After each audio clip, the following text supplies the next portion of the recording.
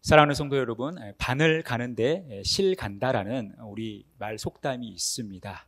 필연적으로 함께 따라다니는 이 긴밀한 관계성이 있을 때, 또 사물이 있을 때 우리는 이 표현을 씁니다. 그런 긴밀한 관계성을 의미하는 것이죠. 그래서 우리는 이것을 짝꿍이라고도 합니다. 부부 관계도 그렇고 또 부자 관계도 그렇습니다.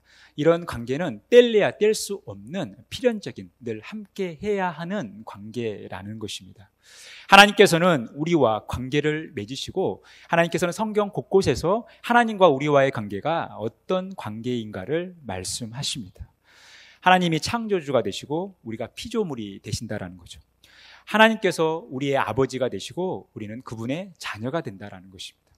하나님이 우리의 왕이 되시고 우리는 그의 백성이 된다라는 것입니다. 그리고 하나님께서 우리의 주인이 되시고 우리는 그분의 종이 된다라는 것입니다. 이것이 하나님과 우리와의 관계를 보여주는 부분들입니다. 또한 하나님께서는 하나님과 우리와의 관계를 목자와 양의 관계로도 말씀하신다라는 거예요. 여러분 시편 100편 3절 말씀 같이 한 목소리로 읽겠습니다. 여호와가 우리 하나님이신 줄 너희는 알지어다. 그는 우리를 지으신 이요 우리는 그의 것이니 그의 백성이요 그의 기르시는 양이로다. 하나님이 우리의 창조주가 되셔서 우리를 지으셨고 우리는 그분의 피조물이 되고 또 그분의 소유가 된다는 것입니다. 또한 우리는 그분의 백성이 되는 것이고 우리는 그분의 기르시는 양이라는 거예요. 하나님께서 우리의 목자가 되시고 우리가 그분의 양이 된다라는 이 분명한 관계. 다른 말로 표현하면 목자와 양은 뗄래야 뗄 수 없는 항상 따라다니는 운명 공동체라는 것입니다. 예수님은 이제 복음서에 오셔서 하나님과 우리와의 관계가 예수님을 통해서도 그대로 드러나게 됨을 확인시켜주는 그 모습을 보여주는 것입니다. 예수님은 우리의 목자가 되신다라는 거예요. 그리고 우리는 그분의 양이 된다라는 거죠. 2절 말씀해 보니까요. 이는 양의 목자라. 그러니까 예수님께서 우리의 목자가 되신다라는 거죠.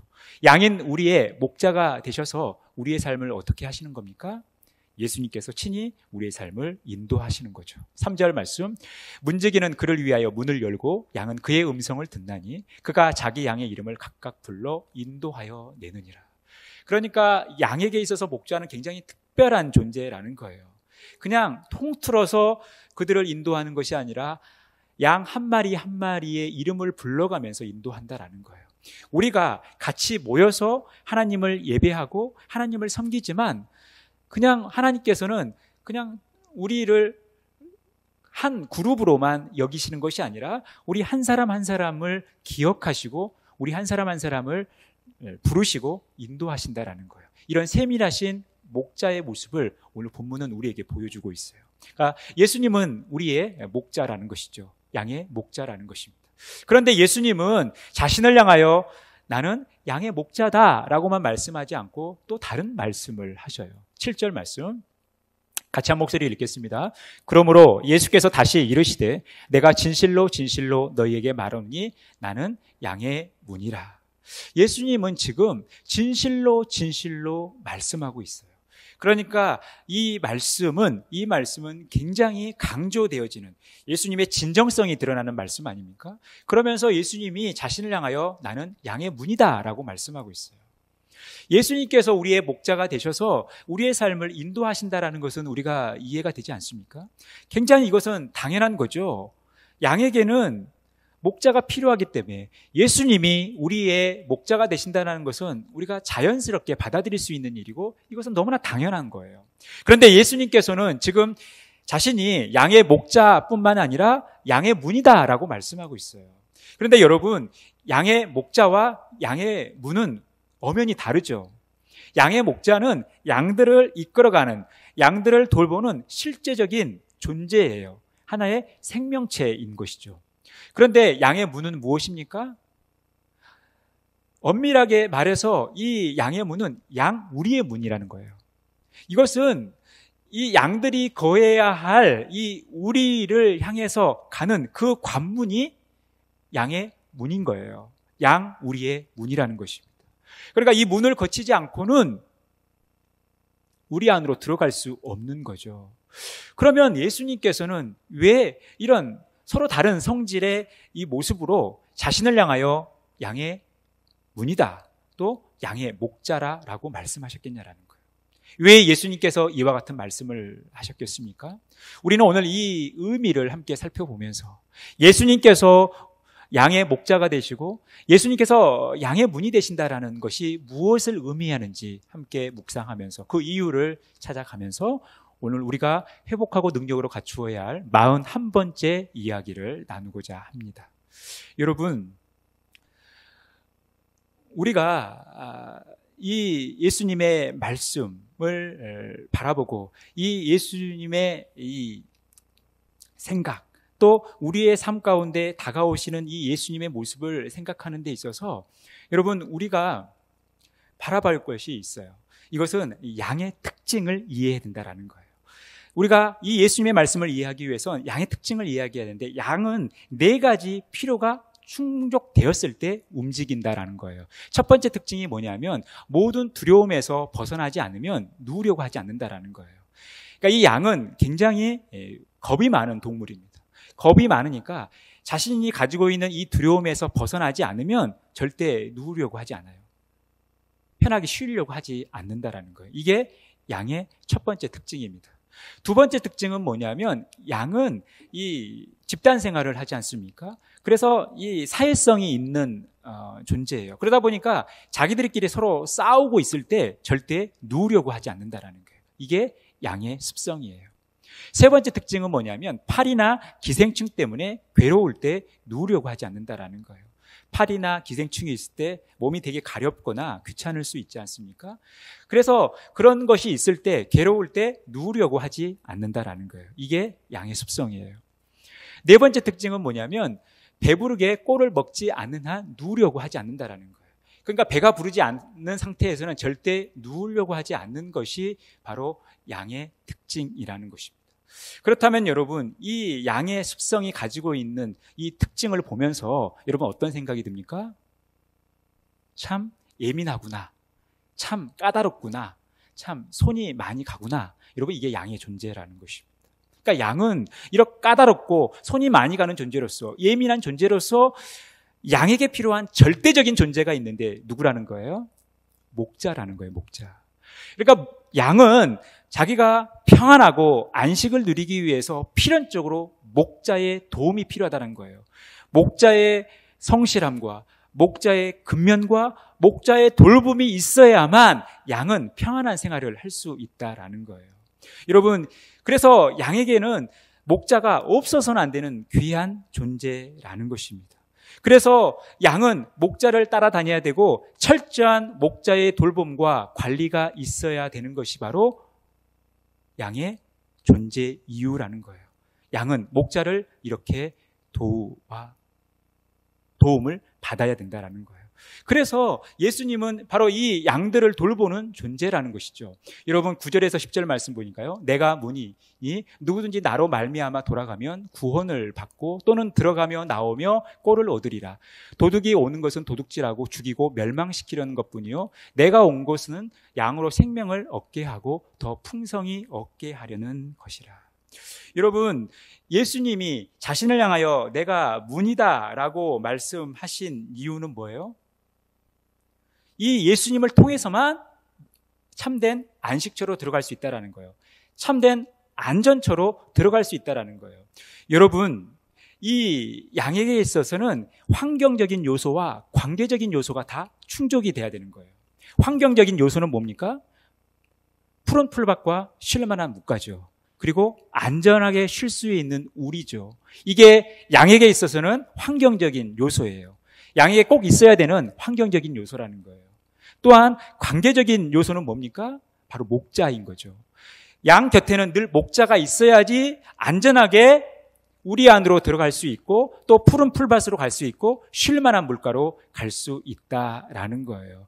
여러분, 이것이 의미하는 게 뭘까요?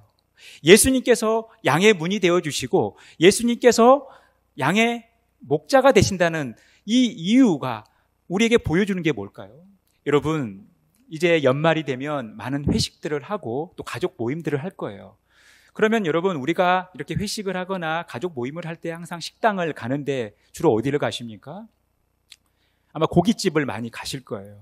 그런데 고깃집에 갔을 때 가격이 똑같아요. 맛도 똑같이 맛있어요. 시설도 똑같이 깔끔해요. 그런데 단 하나의 차이가 있습니다. 어떤 가게는 이 식당 직원이 고기를 다 구워줘요. 그런데 다른 식당은 자기가 구워서 먹어야 돼요. 여러분들이라면 이 조건 속에서 어떤 식당을 가시겠습니까? 직원들이 고기 다 구워주는 식당으로 가겠죠. 왜냐하면 서비스를 받기 때문에. 그냥 서비스가 아니라 풀 서비스를 받기 때문에 우리는 그곳을 가는 거예요. 사람은 누구나 서비스를 받기를 원하지 않습니까? 편리한 삶을 살기를 원해요. 누군가의 봉사와 누군가의 섬김을 통해서 내가 평안한 삶을, 내가 만족한 삶을 살기를 원한다라는 거예요. 이게 풀 서비스인 거죠. 그래서 우리가 할 수만 있다면 풀 서비스를 받는 곳에 가서 우리가 원하는 것을 하고 누리기를 원하는 거예요. 여러분, 예수님이 그렇다라는 거예요. 예수님은 항상 우리로 하여금 우리를 철저히 돌보고 우리로 하여금 그 하나님 예수 그리스도를 바라보게끔 우리를 철저하게 돌보주시는, 우리를 향하여 철저히 풀 서비스를 하시는 분이라는 거예요. 처음부터 끝까지 우리는 주님의 도움을 필요로 하는 존재라는 거예요. 우리는 양과 같은 존재로서 우리 힘으로는 무엇을 할 수 없다라는 것입니다. 우리는 철저히 주님의 도움을 받아야 되고 주님의 돌보심을 받아야 하는 존재가 바로 우리라는 거예요. 여러분, 예수님은 이 땅에 메시아로 오셨습니다. 이 땅에 메시아로 오셨다라는 것은 그리스도로 오셨다라는 거예요. 여러분, 그리스도라는 뜻이 뭡니까? 기름 부음을 받은 자라는 뜻이에요. 기름 부음을 받았다라는 것은 구약 시대 때 이 세 개의 직이 기름 부음을 받고 세움을 받았습니다. 왕과 선지자와 제사장들이 세움을 받을 때 항상 기름 부음을 받았어요. 그래서 예수님께서 그리스도로 오셨다라는 것은 기름 부음을 받은 왕과 선지자와 제사장으로 이 땅에 오셨다라는 거예요. 우리의 구원을 위해서 예수님께서 그렇게 오셨다라는 것입니다. 그런데 구약에 나타난 왕, 선지자, 제사장의 모습은 연약해요. 한계가 있다라는 것입니다. 그런데 예수님이 왕과 선지자와 제사장으로 오셨을 때는 이 구약 시대의 저들의 모습보다는 더 업그레이드된 모습으로 오셨다라는 거예요. 이 삼중직을 다 수행하는데 업그레이드된 상태로 오셨다라는 거예요. 구약의 왕은 한 지역적인 한정된 통치를 하는 왕이지만 예수님은 우리에게 왕으로 오셨는데 전 우주적인 통치권을 가지신 왕으로서 우리에게 오셨다라는 거예요. 예수님은 선지자로 오셔서 하나님의 말씀을 선포하고 하나님의 말씀을 증거하게 하시기 위해 오셨지만 예수님은 그 말씀의 증거뿐만 아니라 그 말씀의 선포뿐만 아니라 그 하나님의 말씀의 성취의 당사자로 오셨다라는 거예요. 그래서 예수님의 삶은, 예수님의 모든 행적은 하나님 말씀의 성취라는 것입니다. 예수님을 통해서 하나님의 모든 말씀들이 다 성취되어진 거예요. 이게 업그레이드된 예수님의 모습이죠. 제사장의 모습도 마찬가지예요. 구약시대의 제사장은 제물이 준비되는 대로 그 제물을 가지고 하나님께 제사하는 일을 했어요. 그런데 우리에게 오신 예수님, 우리에게 제사장으로 오신 예수님은 제사장으로서의 역할뿐만 아니라 친히 제물이 되신 제사장으로서, 친히 제물이 되어서 하나님께 드려지는 제물이 되신 제사장의 모습으로서 우리에게 오셨다라는 거예요. 이것이 예수님의 모습이라는 것입니다. 결국 예수님은 우리에게 이렇게 다가오신 거죠. 이 말은 뭡니까? 우리는 예수님을 통해서만 하나님께 나아갈 수 있게 됐다라는 거예요. 여러분, 요한복음 14장 6절 말씀, 예수께서 이르시되 내가 곧 길이요 진리요 생명이니 나로 말미암지 않고는 아버지께로 올 자가 없느니라. 예수님은 길이 되시고 진리가 되시고 생명이 되셨기 때문에 예수님은 우리로 하여금 예수님을 통해서만 하나님께 나가게끔 하셨다라는 거예요. 예수님께서 양의 문이 된다라는 것은 예수님을 통해서만 그 우리 안으로, 그 안전한 곳으로 들어가게 되어 있는 거죠. 여러분, 우리라는 게 뭡니까? 외부 환경으로부터 그 안에 있는 존재들을 보호하기 위해서 만든 게 아닙니까? 그런데 이 우리를 아무나 들어갈 수 있다면, 그 어떤 그 경계를 뛰어넘어서 아무나 들어갈 수 있다면 여러분, 그것은 우리가 아닌 거죠. 우리는 아무나 갈 수 없기 때문에 문을 통해서만 갈 수 있는 거예요.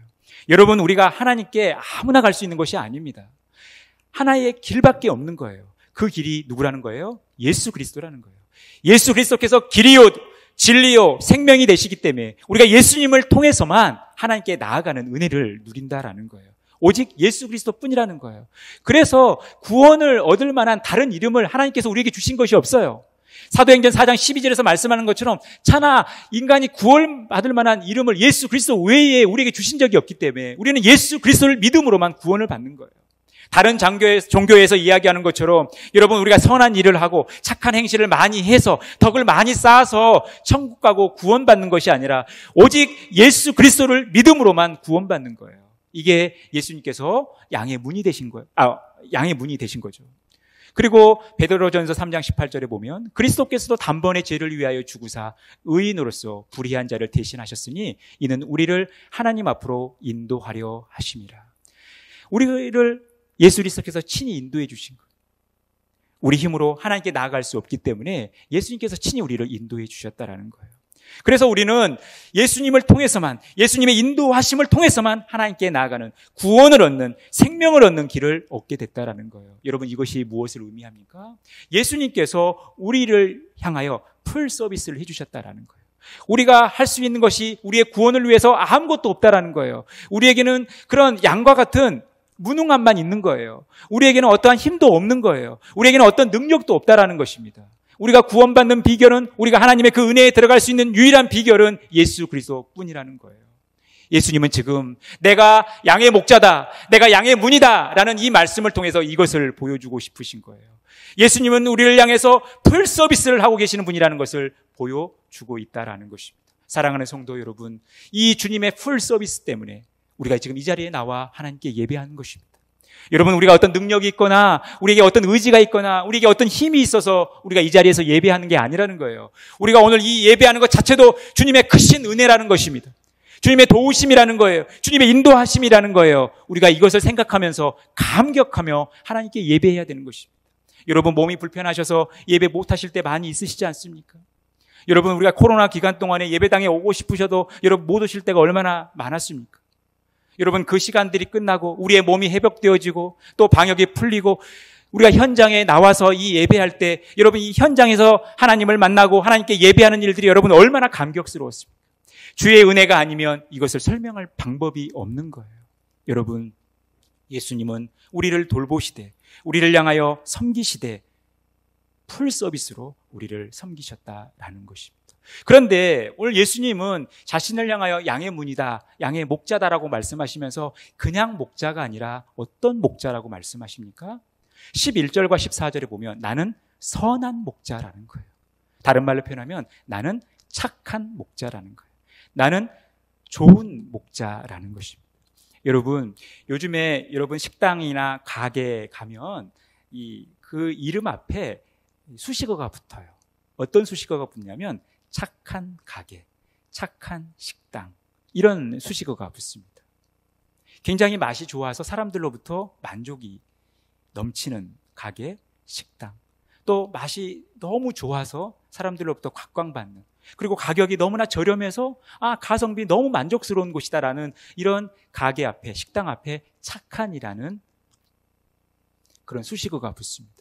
여러분, 예수님은 우리의 구원을 위해, 우리의 영생을 위해서 풀 서비스를 하시는 분인데 그냥 풀 서비스가 아니라 착한 풀 서비스를 하시는 분이라는 거예요. 처음부터 끝까지 우리에게 서비스를 하시는 분인데, 우리를 섬겨주시는 분인데 선하게, 착하게, 좋은 분으로서 우리를 섬겨주신다라는 거예요. 이것이 주님의 은혜라는 것입니다. 그렇다면 선한 목자로서의 예수님의 모습이 어떻게 두드러지게 나타납니까? 1절, 14절, 15절 말씀 우리 같이 한 목소리로 읽겠습니다. 나는 선한 목자라. 선한 목자는 양들을 위하여 목숨을 버리거니와 나는 선한 목자라. 나는 내 양을 알고 양도 나를 아는 것이 아버지께서 나를 아시고 내가 아버지를 아는 것 같으니 나는 양을 위하여 목숨을 버리노라. 선한 목자의 두 가지 특징이 나오죠. 하나는 뭡니까? 양을 잘 안다라는 거예요. 여기서 안다라는 것은 친밀한 교제를 통해서 인격적인 관계 속에서 아는 그 알미라는 거예요. 신뢰를 바탕으로 하는 알미라는 거예요. 선한 목자로서 예수님은 양들을 잘 아신다라는 거예요. 예수님이 우리를 잘 아신다라는 거죠. 우리의 아픔이 무엇인지, 우리의 고민이 무엇인지, 우리의 문제가 무엇인지 잘 아신다라는 거예요. 이것이 선한 목자로서의 예수님의 모습이에요. 또 하나의 모습이 어떤 모습입니까? 양을 위하여 목숨을 버린다라는 거예요. 양을 위하여 희생한다라는 거예요. 양을 위하여 자기의 생명을 아끼지 않는다라는 거예요. 양을 위하여 자기의 목숨까지 버리면서 최선을 다한다라는 거예요. 이게 선한 목자로서의 예수님의 모습이라는 거예요. 예수님은 우리를 그렇게 돌보시는 분이라는 거예요. 자신의 목숨까지 아까워하지 않으시며 자신의 생명을 버리면서까지 우리를 돌보시는 예수님이라는 거예요. 여러분, 이것을 우리가 반드시 기억하셔야 됩니다. 반면에 이 선한 목자와 대비되는 존재들이 있어요. 바로 삭군이에요. 12절 13절 우리 같이 한 목소리로 읽겠습니다. 삭군은 목자가 아니요 양도 제 양이 아니라 이리가 온 것을 보면 양을 버리고 달아나나니 이리가 양을 물어가고 또 해치느니라. 달아나는 것은 그가 삭군인 까닭에 양을 돌보지 아니합니다. 삭군의 목적은 누구에게 있어요? 양에게 있지 않습니다. 선한 목자는 그 목적이 어디에 있습니까? 양에게 있는 거예요. 양의 안위와 양의 안전에 있는 거예요. 그런데 삭군은 그 목적이 양에게 있지 않고 뭐에 있어요? 삭에 있는 거예요. 삭. 돈 받고 나는 이 일만 하면 되는 거예요. 근데 이게 언제 나타납니까? 이 선한 목자와 삭군이 언제 결정적으로 나타나는 거예요? 양에게 위험이 닥쳤을 때 나타나는 거예요. 선한 목자는 이 양들을 위해서 위기의 순간에 자기의 목숨까지 버리면서 이 양을 지키려고 한다는 거예요. 그런데 삭군은 어떻다는 거예요? 양에게 위기가 닥쳤을 때 자기 살겠다고 도망가 버린다는 거예요. 우리 예수님은 우리를 그렇게 돌보시는 분이에요. 우리 예수님은 우리를 향하여 이렇게 착한 풀 서비스를 하시는 분이라는 거예요. 사랑하는 성도 여러분, 우리가 그 은혜 속에 살아가고 있습니다. 이 예수님의 은총 속에 살아가고 있다는 것입니다. 18절 말씀, 이는 이를 내게서 빼앗는 자가 있는 것이 아니라 내가 스스로 버리노라. 나는 버릴 권세도 있고 다시 얻을 권세도 있으리니 이 계명은 내 아버지에게서 받았노라 하시니라. 예수님께서, 선한 목자 되신 예수님께서 양들을 위해서 목숨을 버릴 때는 할 수 없이 버리는 것이 아니라는 거예요. 수동적으로 누군가에 의해서 내가 빼앗기는 것이 아니라 내가 스스로 능동적으로 양들을 위해서 죽는다라는 거예요. 양들을 위해서 희생한다라는 거예요. 왜냐하면 다시 살아날 수 있기 때문에, 그런 능력이 있으시기 때문에 예수님은 능동적으로 고난에 직면하고 능동적으로 희생을 하시면서 양들을 돌보시는 분이다라고 말씀하고 있다라는 거예요. 그런데 이 예수님의 죽음에는, 이 예수님의 희생에는 하나의 비밀이 있어요. 하나의 숨겨진 의미가 있다라는 거예요. 그게 뭡니까? 17절 말씀 같이 읽겠습니다. 내가 내 목숨을 버리는 것은 그것을 내가 다시 얻기 위함이니 이로 말미암아 아버지께서 나를 사랑하시느니라. 바로 사랑이라는 거예요. 하나님께서 우리를 사랑하시기 때문에 예수님께서 자신의 목숨을 버리신 거예요. 예수님은 그 하나님의 사랑을 확증하시기 위해 우리를 위하여 이렇게 수고하신다라는 거예요. 예수님은 이 하나님의 사랑 때문에 우리를 향하여 늘 착한 풀 서비스를 하시는 분이라는 거예요. 선한 목자로서 우리를 위하여 수고와 또 성실함으로 우리를 돌보시는 분이라는 거예요. 여러분, 이 예수님의 은혜를 우리가 잊지 않았으면 좋겠습니다. 날마다 이 예수님의 사랑 속에 살아가셨으면 좋겠어요. 그렇다면 여러분들은 지금 예수님의 착한 풀 서비스를 받고 계십니까? 주님의 착한 풀 서비스를 받고 있어요? 그렇다면 우리가 어떻게 이것을 알 수 있을까요?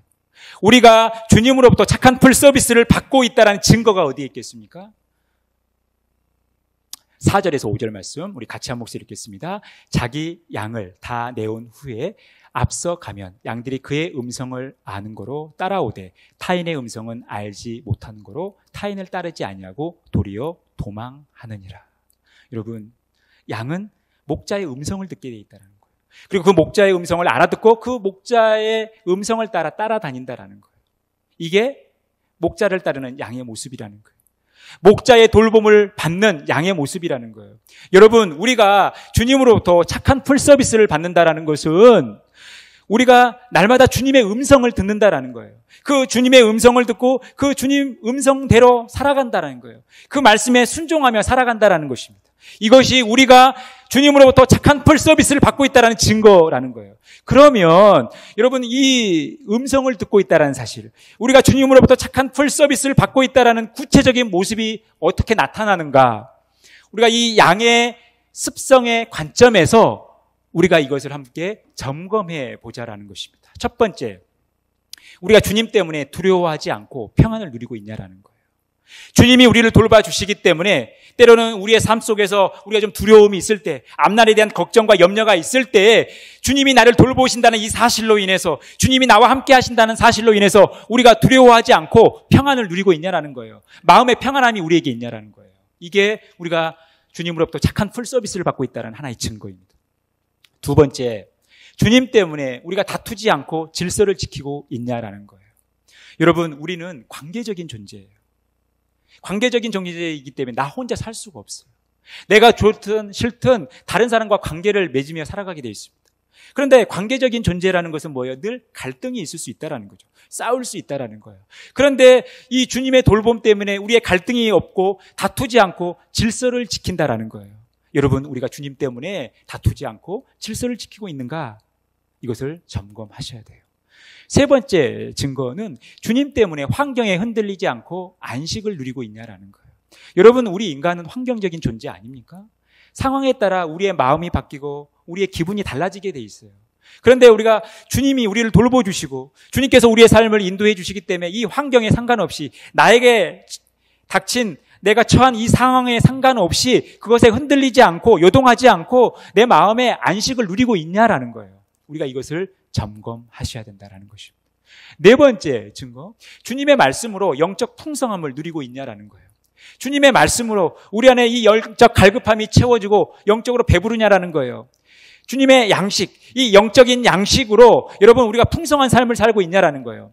하나님의 말씀을 날마다 여러분들이 듣고 있고 그 말씀대로 순종하고 있냐라는 거예요. 그 말씀과 동행하는 삶을 살고 있냐라는 것입니다. 이것이 주님의 말씀으로 우리의 영적 풍성함을 보여주는 거예요. 여러분, 우리가 이것을 점검하셔야 된다는 거예요. 마지막 다섯 번째, 나의 연약함을 알고 철저히 주님을 따르고 있냐라는 거예요.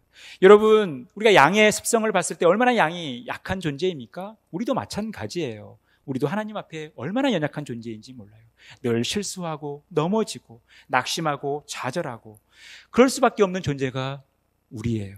우리가 이 연약함을 인정하고 주의 은혜를 구하는 것이 겸손이에요.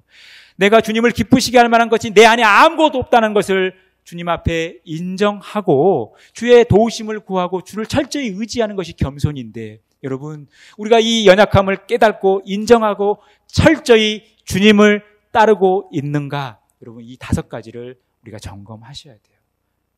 이것이 우리 안에 있을 때, 나는 지금 주님으로부터 착한 풀 서비스를 받고 있구나.